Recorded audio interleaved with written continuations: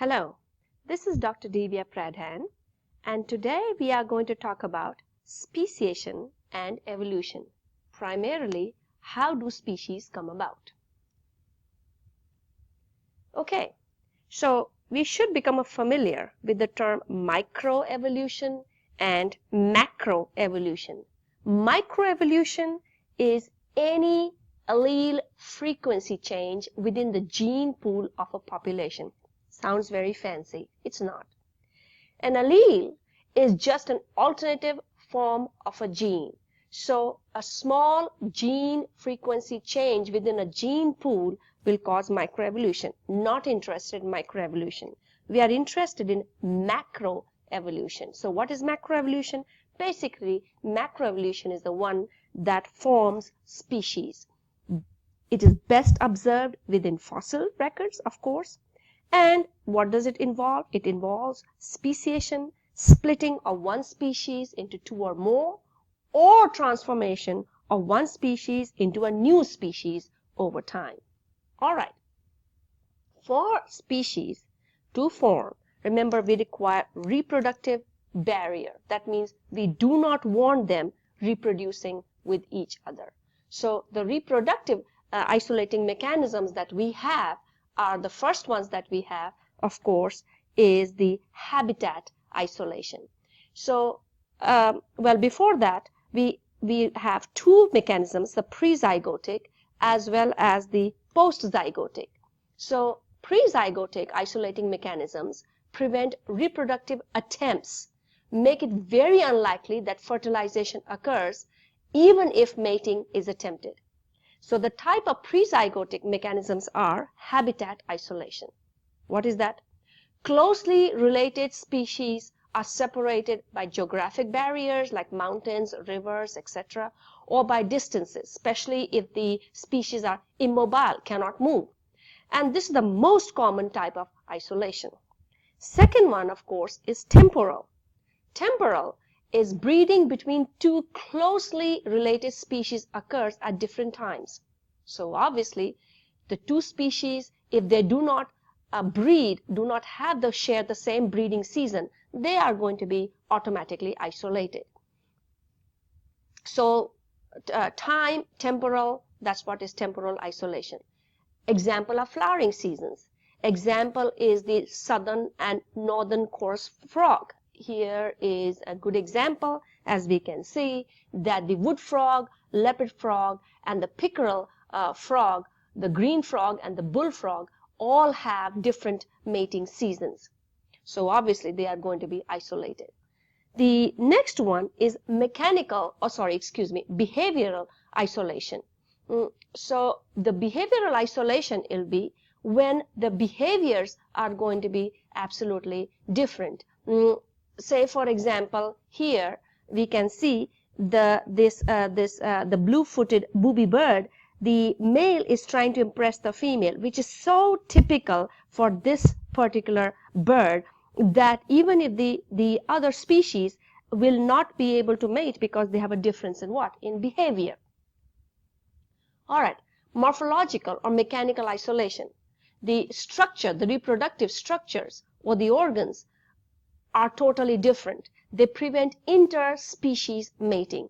Flower morphology is a very good example and very, very specific for certain pollinators. So therefore, the other species cannot be pollinated.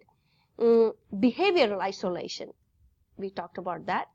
Gametic incompatibility or gametic isolation. Well, gametes, pollens cannot survive or develop. So in this case, in plants, pollen does not develop on the pistil of the wrong plant species.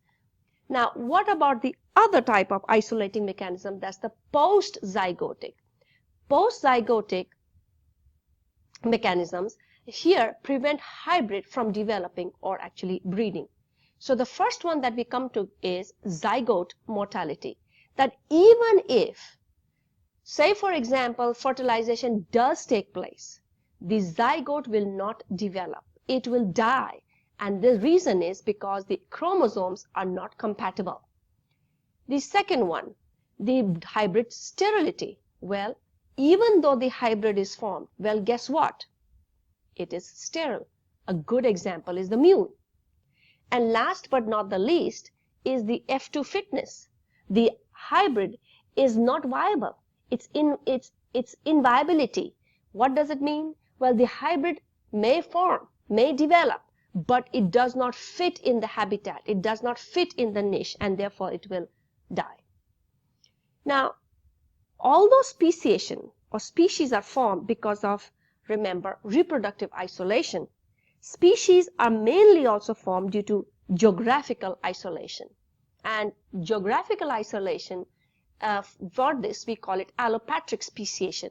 This utilizes geographical barriers. How? Well, geographical isolation brings about genetic changes. And as it brings about genetic changes, this results in allopatric speciation. It requires that the subpopulation be separated by many, many geographical distances. Example is this salamander and Santina. This is in California. As the ancestors came and they spread downwards, here what happens is, notice that the coloration has changed, as well as now they no longer can interbreed because of the various reproductive isolations that happened. But sometimes, even before we go on, allopatric results in adaptive radiation, which we just saw. Adaptive radiation occurs when a single ancestral species gives rise to a variety of species, each adapted to a specific environment. So here now the environment has changed. Okay, remember these salamanders, as they moved down South California, there was different environment, and as the species adapts to that specific environment, that specific niche, therefore what happens is it will have different modifications. It will become different from the other, and species, the resulting species will look different from the ancestral species. So in that term we come across the word niche. An ecological niche is where a species lives, not only where it lives, but how it interacts with other species. Notice the difference between niche and habitat.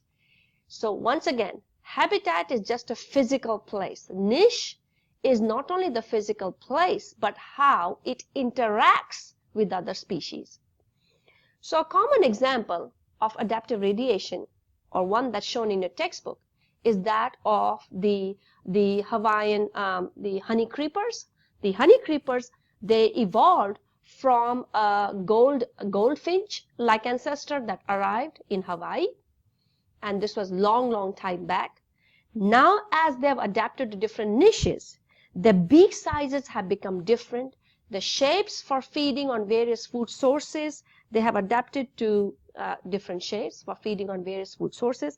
Notice this one, very different from, so here this one is very different, say, from this beak size. Okay, so this is how speciation or species form or result. But sometimes species do occur without a geographic barriers, and this type of speciation is called sympatric speciation. So here, this is mostly seen in plants and not so much in animals. And in plants, when this happens, it is because of polyploidy. So what is polyploidy? So chromosomes number beyond diploid. So what is diploid? Well, diploid is you have two sets of chromosomes. Okay, this is normal. That is diploid. So two sets of chromosomes, that is, let's say, for example, chromosome A is from your father, you will have chromosome A from your mother. So every chromosome is represented twice. Polyploidy is when you have more than more than two sets of chromosomes. That's polyploidy. Now, polyploidy could be because of autoploidy or alloploidy. Autoploidy is self. So here what happens is, when a diploid organism forms gametes, so we have diploid, that means we have two sets of chromosomes. When it forms gametes, you see it'll become separated. and it will be haploid. Okay, this is normal. So whether say for example the sperm or the egg is going to be haploid. All right.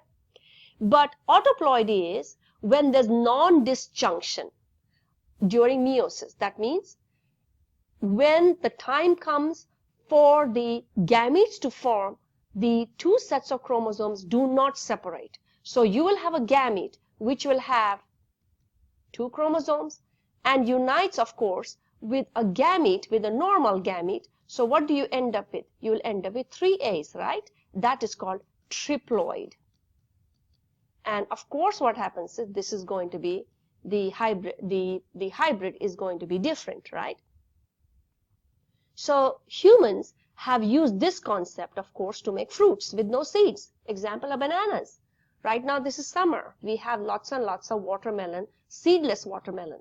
How is that possible? Because of what? Because of autaploidy. All right. Alloploidy, allo means different. So this occurs when two but related species of plants, they hybridize. And the example in our book is that of Clarkia. So Clarkia, what happens is that there are 7 sets of chromosomes in one, and then there are 5 in the other. And when they unite in the hybrid, you will have what? You will have 12 chromosomes. So now what happens is, so there are 7 and 5, 12. So by law, the hybrid should have been sterile. But what happens is that these 12 chromosomes now tend to duplicate, and as they duplicate in the hybrid, it is going to become now, of course, a different species, because what happened? The father, the ancestors had 7 and 5, and now the new generation, which is 12, has 12 sets of chromosomes. You don't have to go into detail that I went into, but it's interesting read about alloploidy. So here a different species has resulted because what happens is two different but related species of plants have hybridized. And here's the banana, and here is the picture of the Clarkia. All right, so what are the 2 principles of evolution? So one thing that we need to understand is speciation occurs at very different tempos.